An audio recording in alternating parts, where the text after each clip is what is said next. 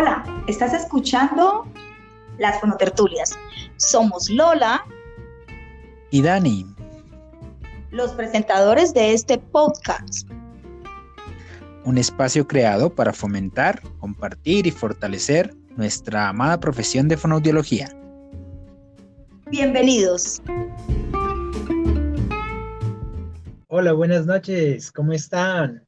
¿Cómo estás, Lola? Bienvenida nuevamente a nuestras fonotertulias. Ya en diciembre pasó recién el Día de las Velas, es siempre una festividad muy hermosa acá en Colombia y pues fue un día poco común para lo que suele.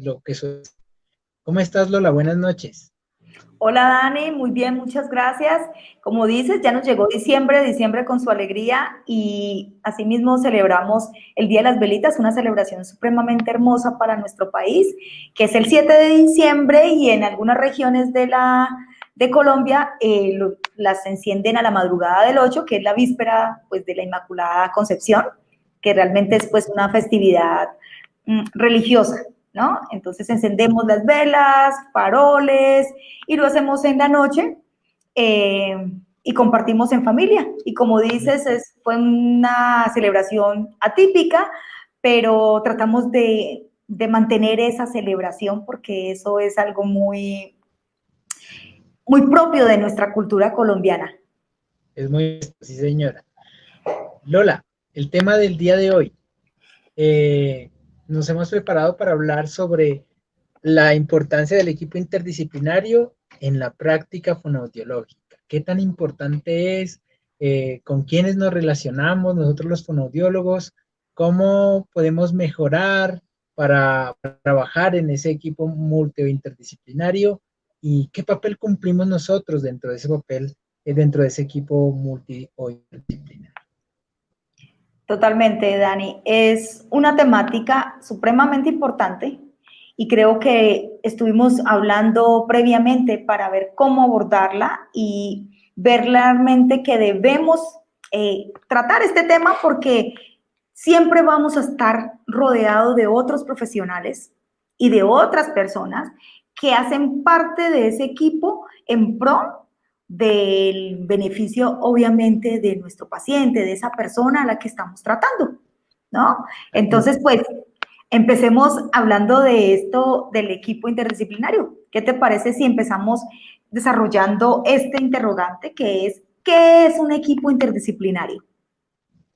Bueno, yo diría que el equipo interdisciplinario es un equipo de trabajo conformado como por profesionales de la salud que tienen básicamente un objetivo en común y que y que todos trabajan por ese objetivo en común para ayudar en el desarrollo pues integral del paciente que estemos tratando. Así es, Dani, no lo pudiste definir mejor. El equipo interdisciplinario es ese grupo de personas que trabajan con un propósito común, siempre teniendo en cuenta, obviamente, a la persona, ¿verdad? Sus valores, su cultura, su familia, para poder llevar a cabo unos objetivos que son, obviamente, en común para el beneficio de esta familia y de este paciente que tratamos. Sí, así es. Y pues prácticamente este equipo está compuesto por tanto pues por profesionales de diferentes trayectorias académicas como también la familia, que es un ente importante dentro de este equipo multidisciplinario o interdisciplinario. Así es, Dani. Bueno, te adelantaste entonces a que al desarrollo del segundo interrogante, que sería ¿quiénes hacen parte de ese equipo interdisciplinario?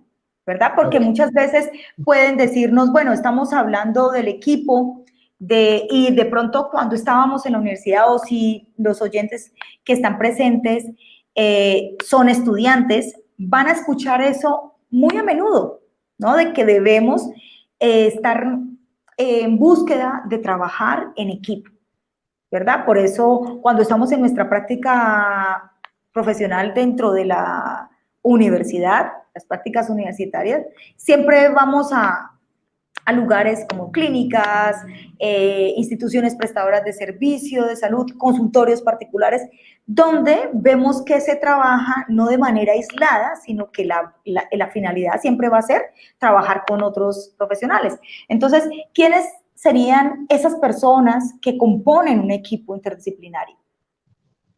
Bueno, dependiendo de cada caso, diría yo, de cada paciente, pues obviamente irá dirigido ciertos profesionales. Pongamos el caso de pacientes neurológicos, donde pues digamos, la mayor parte requieren de muchos profesionales eh, y pues obviamente el trabajo, en este caso, de la familia, de un médico, de un neurólogo, si es el caso de un niño, de un neuropediatra, a veces de un psicólogo, de psiquiatría, hay muchos profesionales, fisioterapia, terapia respiratoria, la misma fonoaudiología, la terapia ocupacional, todos esos profesionales muchas veces trabajan con un objetivo que sería pues incrementar pues esas habilidades ya sea si es pequeño pues de desarrollo o si es ya un paciente adulto, esas habilidades, compensar esas habilidades que de pronto en las que tiene desafíos.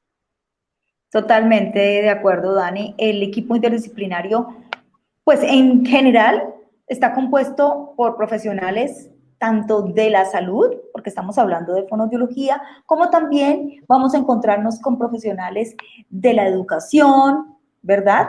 Porque pues si estamos trabajando con, sea población adulta, población pediátrica, vamos a contar pues con un médico, con, como dices, neuropediatra, pediatras, neuropsicólogos, pedagogos, también tenemos los mismos docentes, ¿verdad? Psicología supremamente importante, al igual que psiquiatría y otras, dime. En el caso de pacientes, por ejemplo, que tienen disfagia, hasta un nutricionista haría parte, o acá pues muchas veces en Ecuador se conocen como nutriólogos, ya hacen una carrera específica para trabajar con el paciente también que con algún desafío en la alimentación, en los procesos de alimentación. Sí, en la alimentación nos vamos a ver abocados con nutricionistas, nutriólogos, porque hay médicos que son nutriólogos y también están los nutricionistas que solamente tienen la carrera como nutricionistas. Está también el gastroenterólogo. Tenemos que estar trabajando también con terapeutas respiratorios, con oftalmólogos, con optómetras. También tenemos que trabajar con pacientes, o sea, los oftalmólogos y los optómetras, pues no en el área de disfagia, pues específicamente, pero también con neumólogos en el área de disfagia, sí, en el área de, pues, de alimentación, también con terapeutas ocupacionales, con fisioterapeutas, también con fisiatras, y así con muchísimos más profesionales. Dependería del paciente, como te decía, o sea, dependería del paciente para poder, claro pues que cada profesional cumpla con su objetivo. Bueno, y como habíamos dicho anteriormente, alguien que de pronto no es un profesional, o sea, puede ser profesional de la salud o profesional de la educación, pero que el rol que va a jugar dentro del equipo no va a ser como un profesional, sino como otro rol que sería el de padre, ¿no? Es supremamente importante el papel que juega el padre de familia, los cuidadores, porque tenemos que saber trabajar con todos, porque muchas veces si no hay una comunicación con ellos, ¿cierto? Si el paciente si está más tiempo, de pronto los padres conocen, pero el mayor tiempo está de pronto con la nana, con la abuela, con la tía, todos ellos hacen parte fundamental en este equipo porque hace parte, o sea, una de las funciones realmente es la comunicación y el trabajo colaborativo. Sí, realmente cuando uno se encuentra con pacientes, con los pacientes en la consulta, se pone como ese propósito y ese objetivo y se llega a esos puntos donde, digamos, la familia tiene que ser o jugar un papel importantísimo, fundamental dentro del tratamiento del paciente. Porque resulta que nosotros pasamos 45 minutos de una sesión, pero para generalizar esos conceptos o para generalizar esa información que nosotros como terapeutas estamos introduciendo en el paciente, se requiere de esas rutinas, de ese día a día para poder generalizar esos conceptos o llevar a cabo esa información funcional dentro del ambiente de cada persona. Así es, Dani. Y como decimos, el papel fundamental allí, no solamente en tratamiento, sino en la planificación de los objetivos, porque lo que no quiera la familia adoptar dentro del abordaje pues terapéutico que estemos ofreciendo, si no lo implementan, no lo van a llevar a la generalización, como tú dices, que se debe hacer posteriormente y no solamente durante el momento que está con nosotros durante la intervención, ¿no? Entonces, lo que ellos no acepten no se va a replicar, y si no se replica, pues sencillamente no se va a generalizar y no se va a apropiar. Entonces, es como si estuviéramos trabajando prácticamente solos. Entonces, ahí es donde vienen de pronto los comentarios, no, es que el tratamiento no sirvió, realmente es que el fonoaudiólogo no sabe, no sirve, y vienen como ese rechazo y también muchas veces la deserción, ¿no?, del servicio como tal, porque realmente no hubo una aprehensión como de los objetivos, pero es porque no se tuvo en cuenta desde un principio a la familia, ¿no? Y la educación tan importante que debemos dar y que debemos recibir y tener esa comunicación fuerte entre todos los miembros del equipo, ¿no?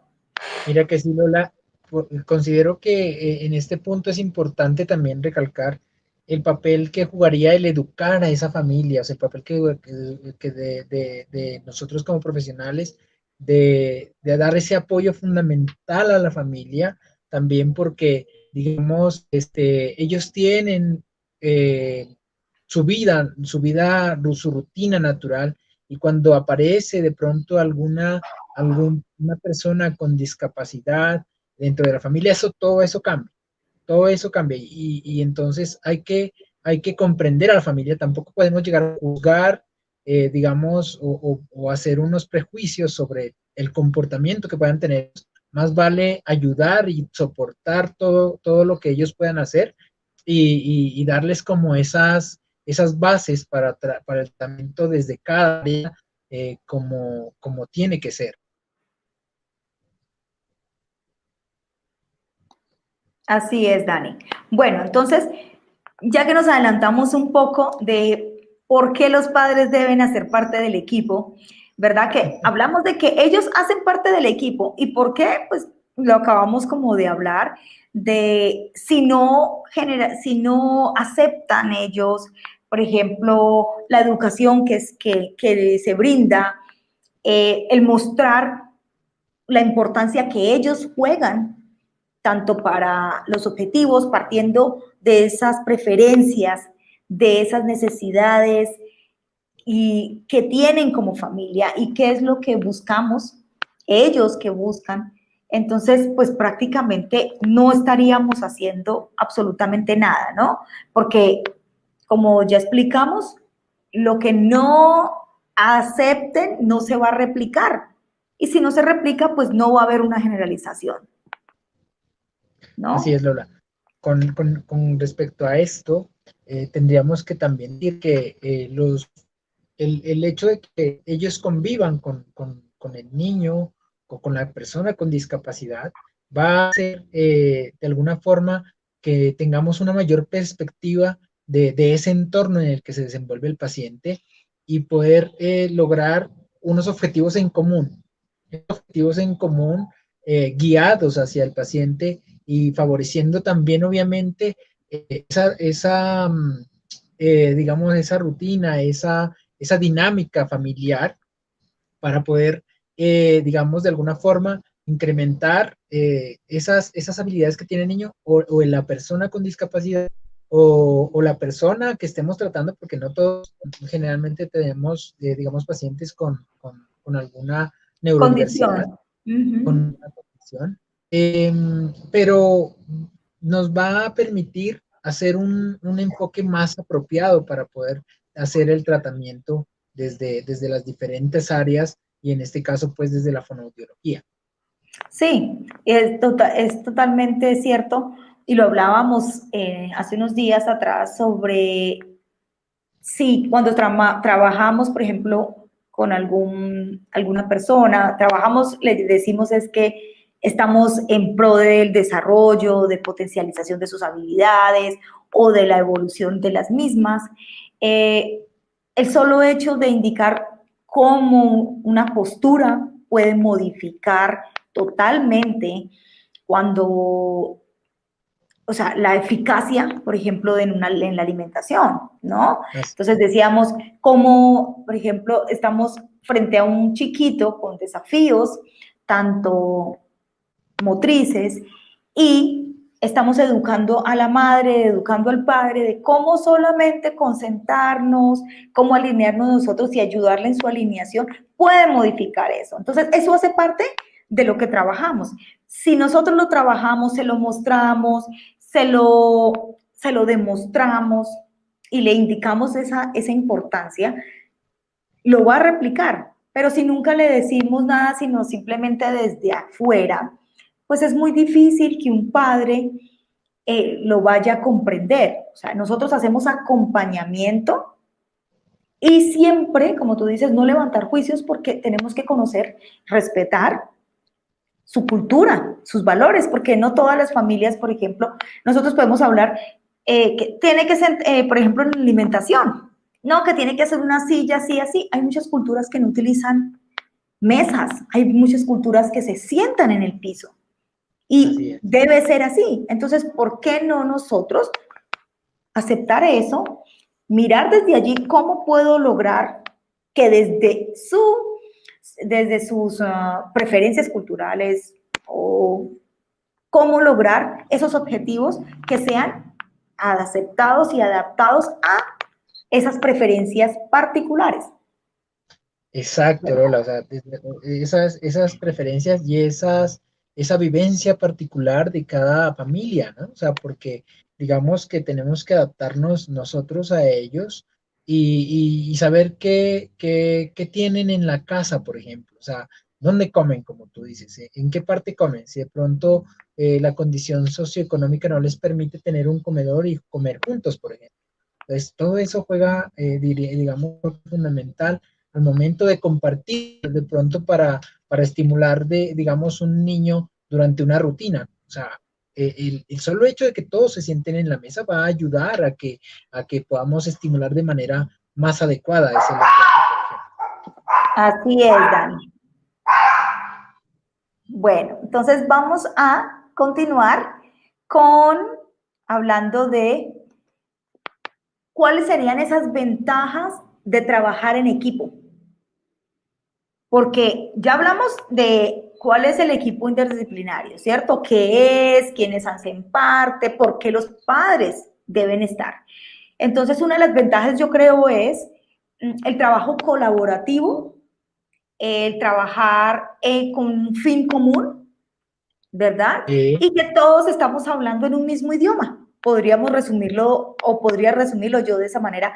Todos estamos trabajando en un mismo idioma, es decir, establecimos unos objetivos, los compartimos, hablamos, conocemos lo que los otros profesionales están aportando, ellos conocen nuestros aportes y también nos realimentamos entre sí, ¿no? Y como tú decías, a veces trabajamos con otros colegas, es decir, con otros fonoaudiólogos, y es supremamente importante porque a veces hay disparidades o a veces estamos de un lado para otro y la idea no es, o sea, no es mirar quién sabe más o que aparentemente lograr como buscar como orgullos y otras cosas, sino realmente tenemos que ver es el bien del paciente y trabajar en comunidad, porque puede ser, por ejemplo, cuando trabajamos en entidades donde hay más de un fonoaudiólogo o más de un fisioterapeuta, más de un terapeuta ocupacional,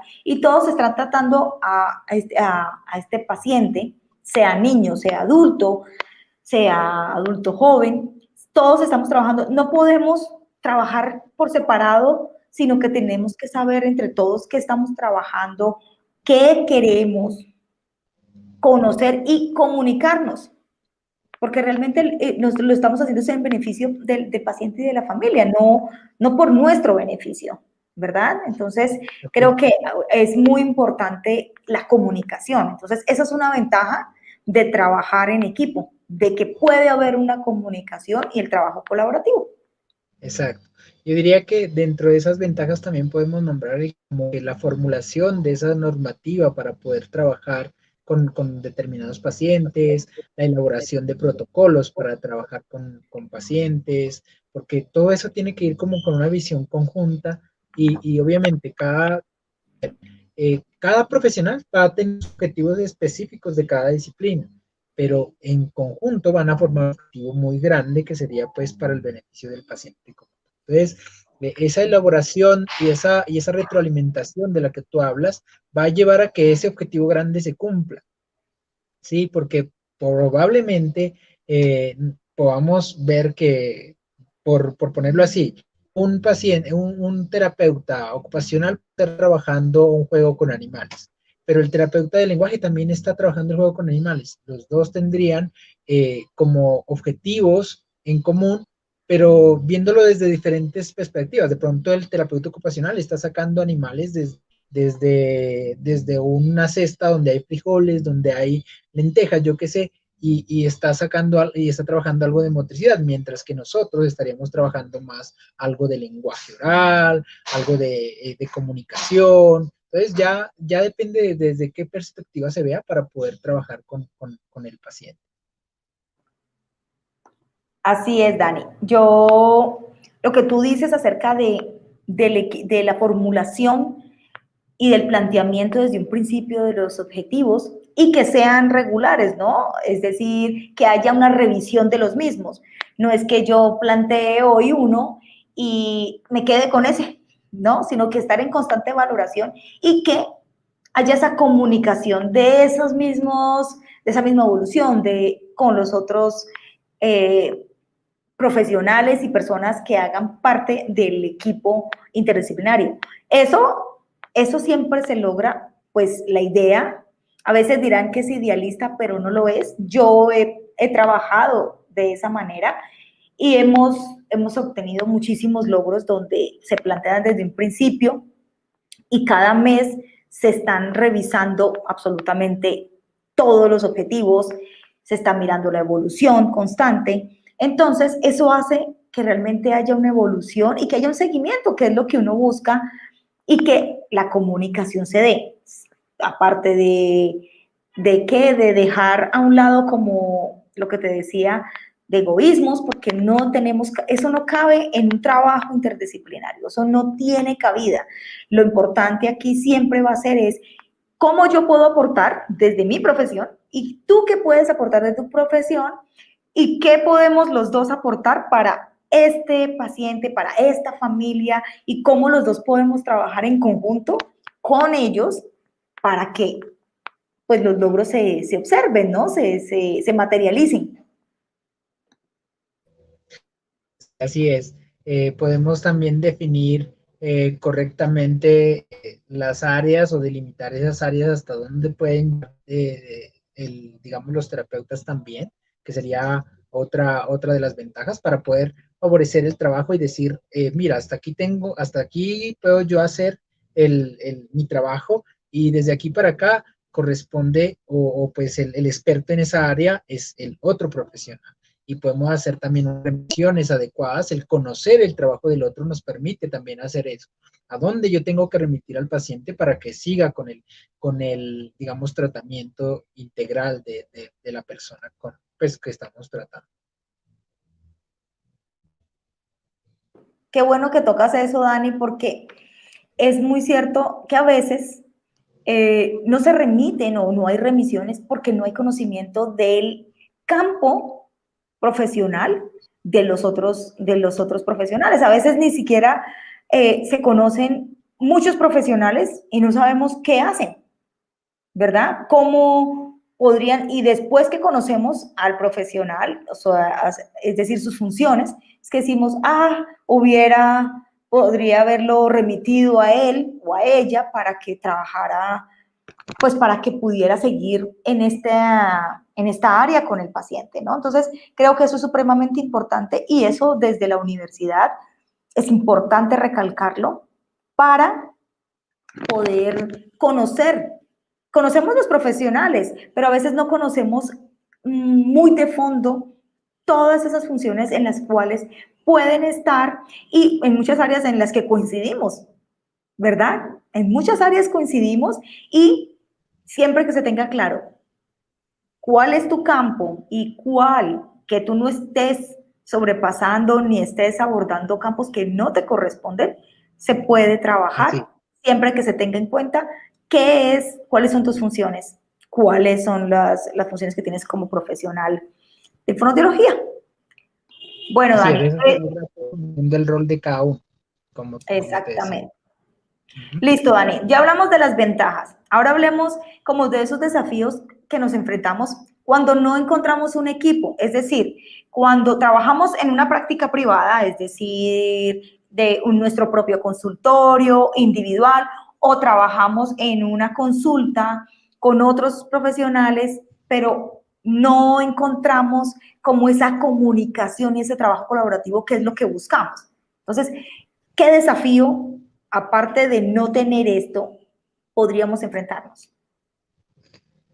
Uno de los desafíos más grandes es, digamos, que uno cuando trabaja en una consulta particular, pero trabaja de manera individual, digamos, por cuestiones de trabajo, por decirlo así, solo te puedes limitar a eso, sin conocer, obviamente, dentro de la ciudad, dónde puedes encontrar los otros profesionales. Eso sería como un desafío, encontrar esos profesionales con los que puedas compaginar y a quienes puedas remitir ese paciente y con quienes puedas tener un contacto directo con ellos para poder hablar sobre ese paciente, hacer esas reuniones de equipo que estando de pronto en un hospital o en un servicio público o en un centro terapéutico tendrías esas ventajas. Sin embargo, cuando se trabaja, digamos, en un consultorio solo, es un poco complejo y ese sería uno de los grandes desafíos. El otro desafío que veo también es poder incluir muchas veces a la familia dentro del tratamiento, porque no todos los padres, digamos, hay que trabajar mucho con los padres, pero digamos que no todos los padres tienen el tiempo o pueden quedarse todo el tiempo y hay que como que ir trabajándoles poco a poco para que ellos estén dentro de la sesión con uno, ¿sí? De pronto ven acostumbrados a que el trabajo se venía haciendo solo con el profesional y yo lo dejo aquí a mi hijo, mi hijo trabaja así y de pronto ese desafío de incluir los padres dentro del equipo cuesta un poquito porque muchas veces te dicen también, es que por mi trabajo me queda difícil, que tienen su dinámica familiar y realmente es difícil por el trabajo. Sin embargo, está en nosotros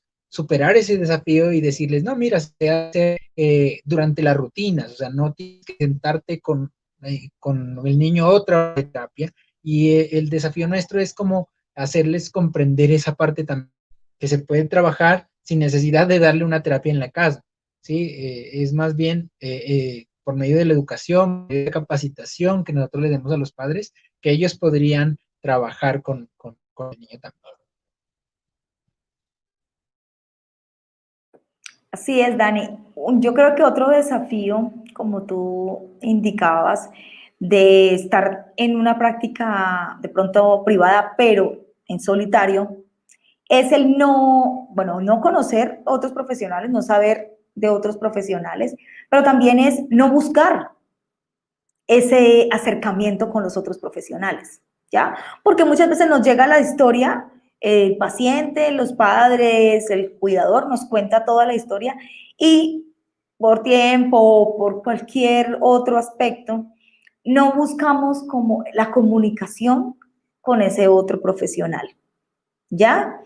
No tenemos como en muchas ocasiones esa cultura de hacerlo, ¿ya? Una vez que estamos solos, y la idea es invitarnos a que no somos islas, de que tenemos que trabajar en trabajo colaborativo. O sea, la idea es eso. Si nos encontramos el desafío como el rechazo, de pronto vamos a encontrar profesionales que sí quieran y digan, sí, vamos, fabuloso trabajar en equipo, porque en pro pues de los objetivos que estamos buscando, pero si nos encontramos, de pronto llamamos, hacemos el acercamiento con los neuropediatras, con los pediatras, con los otros colegas, con fisioterapeutas, terapeutas ocupacionales, etcétera, y no encontramos esa comunicación, ¿verdad? Pues al menos nos queda claro de que al menos lo hicimos. Lo importante es, al menos lo intentamos hacerlo, ¿no? O sea, intenté comunicarme y pues de pronto no hubo esa acogida que esperábamos. Tal vez no fue la primera vez, pero de pronto la segunda o la tercera vez sí lo podríamos lograr. Muchas sociedades se han formado gracias a esos acercamientos, porque son una necesidad, porque así como nosotros como fonoaudiólogos vemos esa necesidad de trabajar en equipo, otros profesionales lo ven también, porque empiezan tratando a esta personita o a esta persona y se dan cuenta, uy, no, pero mira que tiene dificultades para alimentarse. Ay, ¿quién será el que trabaja esto? Ah, bueno, el nutricionista, pero el nutricionista trabaja, sabe qué alimentos, las raciones y todo que le tiene que dar, pero hasta ahí. Pero resulta que no puede tragar. Entonces ahí empiezan, de pronto no sabían ellos que existíamos nosotros, porque nos ha pasado y sabemos que a veces dicen, ¿fono qué? ¿Y eso qué es? ¿Verdad? Y es algo que nos toca a todos explicar muchas veces, y la gente, es una manera de educarlos, y nos toca empezar la educación con los otros profesionales. Hay otros profesionales que no tienen ni idea del trabajo que nosotros hacemos, y así mismo se sienten ellos cuando nosotros no tenemos ni idea de qué realizan ellos. Entonces, el hecho de que ellos también tengan esa necesidad de trabajar, porque trabajamos con odontólogos, con odontopediatras, con ortodoncistas, con cirujanos maxilofaciales, con otorrinolaringólogos. Entonces, cuando ellos conocen por qué trabajamos nosotros y qué debemos trabajar, entonces ahí es donde empieza esa comunicación y decir, sí, mira, porque muchas veces nosotros tenemos unos objetivos, y si no conocemos el tratamiento, conocemos los pasos y todo este abordaje que están llevando ellos a cabo, podemos nosotros, sin intención, arruinar de cierta manera lo que se ha logrado en otras disciplinas, y viceversa, ¿no? Porque si ellos también no conocen, cambiamos. Por ejemplo, lo que hablábamos hace poco de si yo hago un posicionamiento en un paciente, pero resulta que va a otra terapia y en la terapia no lo acomodan, no lo sientan o no le hacen el posicionamiento, sino que es otra cosa. Entonces, todo lo que de pronto se había logrado se va a ir perdiendo. ¿Por qué? Porque no hubo una réplica con los otros profesionales también. No hubo una generalización. Entonces, por eso creo que esos desafíos son los que nos vamos a enfrentar diariamente, y tenemos que buscar como soluciones, ¿no? O sea, no buscar qué problema, sino realmente es cuál sería el papel que yo jugaría ahí para vencer esos desafíos. Así es, Lola. El desafío más grande entonces sería que no podamos llegar a esos objetivos, materializar esos objetivos, llegar a esas metas, o definitivamente demorarnos en llegar a una meta si trabajáramos en un equipo. Ese sería como el desafío más grande al que enfrentaríamos, ¿cierto? Porque realmente estamos hablando de pacientes que muchas veces requieren todo este equipo para poder conseguir lo que queremos. Así es, Dani. Bueno, entonces vámonos con esta pregunta de qué alternativas tomar para trabajar en conjunto cuando estamos en práctica privada, que toca un poco como lo de los desafíos. Entonces, ¿qué alternativas podríamos tomar?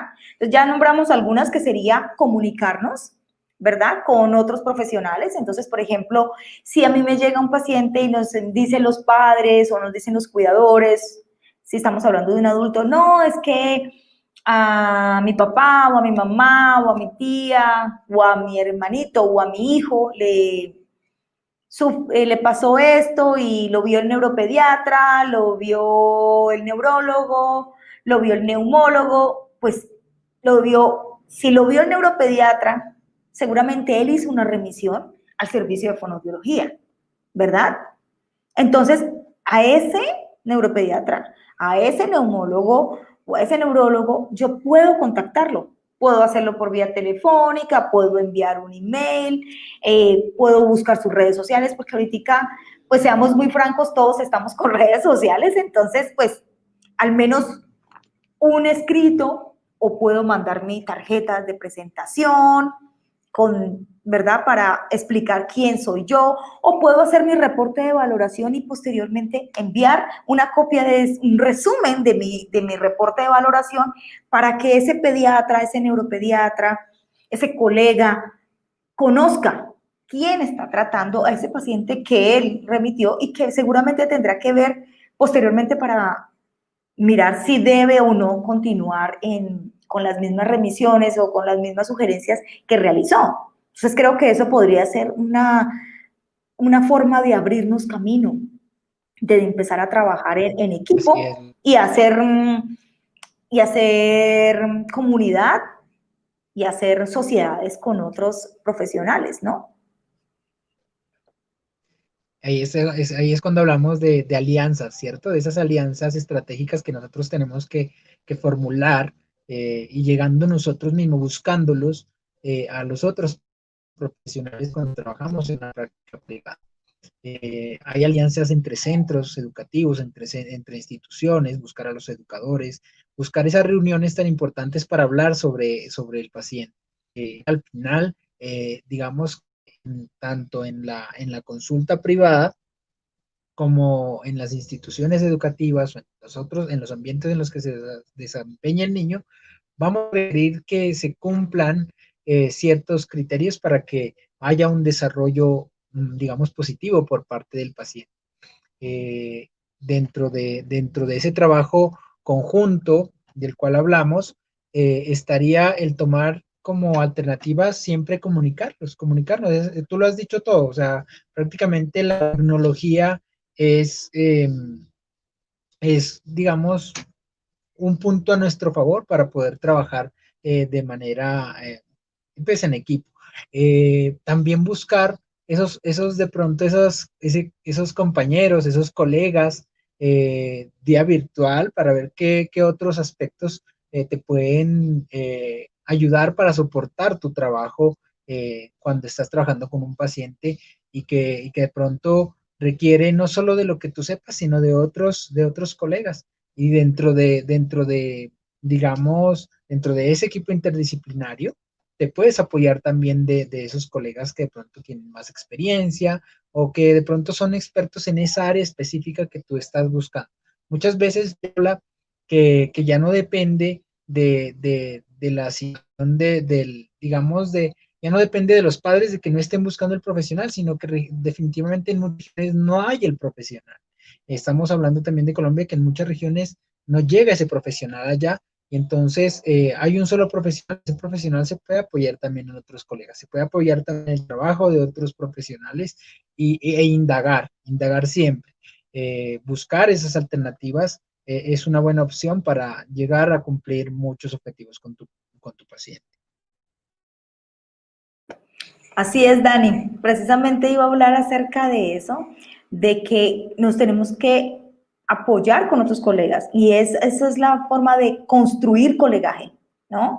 Porque siempre vamos a encontrarnos con desafíos en cuanto que nos llega, muchas veces nos llega el caso, le decimos así, es decir, nos llega este paciente con unas ciertas características generales, trabajamos, pero vemos que a veces tenemos limitaciones y como tú dices, a veces derivamos a otros colegas porque decimos, bueno, sencillamente o yo no puedo por X o Y razón o sencillamente creo que le serviría más o sería más beneficioso si trabajara con un colega que tenga mayor experticia en algún área, pero también nos enfrentamos a que a veces los padres o los cuidadores pues tal vez no quieren ese cambio, quieren continuar con el mismo terapeuta que siempre han trabajado, confían en su trabajo, ¿verdad? Entonces ahí es donde vemos que nosotros pues estudiamos, nos seguimos capacitando y nos capacitamos también con otros colegas, compartiendo esas experiencias, hablando, consultando, porque ahí es donde va la consultoría y buscamos esa mentoría de los colegas y eso nos hace mejores profesionales porque estamos mostrando de que necesitamos la ayuda de otro, porque siempre la vamos a necesitar, siempre vamos a necesitar ayuda de otro colega, porque es la manera de crecer profesionalmente, ¿no? Y sin olvidar que somos primero personas y que eso es mostrar humildad y respeto hacia esa persona y esa familia que estamos tratando, en la cual estamos trabajando. Ellos confían en nosotros y nosotros queremos dar siempre lo mejor, ¿verdad? Entonces, nos vemos, trabajamos, decimos, mira, consultamos, entonces, y encontramos, y a veces nos encontramos con miles de ayudas donde decimos, que a veces nos dan una idea y se nos abren miles de ventanas donde decimos, wow, sí, así, claro, o sea, y muchas veces dicen, ay, lo estaba trabajando de esa manera, pero ampliamos como ese abordaje y nos va mostrando como la importancia y nos va refrescando, ¿no? Porque a veces, y tenemos que ser muy claros, a veces nos sentimos estancados. Y de eso vamos a hablar en otra fonotertulia, de esos desafíos personales y profesionales a veces a los que nos vemos abocados como fonoaudiólogos y como profesionales de la salud y de cualquier profesión, de esos desafíos personales que a veces tenemos, y yo te he contado mucho acerca del síndrome del intruso, que sentimos que no sabemos, pero sí lo sabemos, ¿no? Y todos hemos pasado por eso. Pero bueno, no nos adelantemos porque eso es tema de otra fonotertulia, Dani. Así es, Lola, no nos podemos adelantar a esos temas tan importantes y tan interesantes que pronto podemos tocar en un espacio como este Sí, privado. Dani. Bueno, Dani, yo creo que hemos tocado sobre el equipo interdisciplinario de manera muy general, pero hemos abordado como la mayoría de las cosas y de manera muy explícita, ¿verdad? Quienes trabajan dentro del equipo interdisciplinario, ¿por qué debemos hacerlo? Yo creo que es claro reconocer que la idea es que trabajemos, y esa es la invitación, trabajemos en conjunto, no es imposible, y cuando trabajamos en equipo, realmente vemos una evolución muy positiva y un crecimiento personal y profesional supremamente lindo. Hay que pensar como personas y hay que pensar en el beneficio de tus pacientes siempre. Para eso estudiamos. Creería que es una carrera muy humana la que tenemos. La fonoaudiología es una carrera muy, muy, muy humana y causa satisfacción. También el hacer colegaje y el hacer también esa interacción con otros profesionales. Conoces gente, ya te dijo, me encanta conocer gente, me encanta conocer otras personas. Somos mundos diferentes, somos mundos distintos y más cuando te enteras del trabajo que pueden hacer otras personas junto a ti, eso es realmente fabuloso. Así es, Dani, es supremamente gratificante ver que se puede trabajar en colegaje con respeto, con honestidad y siempre de la mano de las personas y de la familia a la que tú estás, con la cual estás comprometida, ¿no? Porque pues eso es un trabajo de compromiso, un compromiso contigo, un compromiso con ellos y un compromiso con el equipo, ¿no? Porque todos queremos dar lo mejor. Bueno, Dani, Así es. entonces, con esto damos por terminado nuestra fonotertulia y los invitamos pues a que nos sigan en una próxima fonotertulia. Así es. Nos estamos viendo entonces en una próxima ocasión y muchas gracias por seguirnos. Dejen sus comentarios y cualquier inquietud que tengan y para poderla resolver juntos. Gracias, Lola, a ti por siempre plantear estas charlas tan interesantes también. Bueno, Dani, que estés muy bien. Un saludo y nos vemos en una próxima Fonotertulia.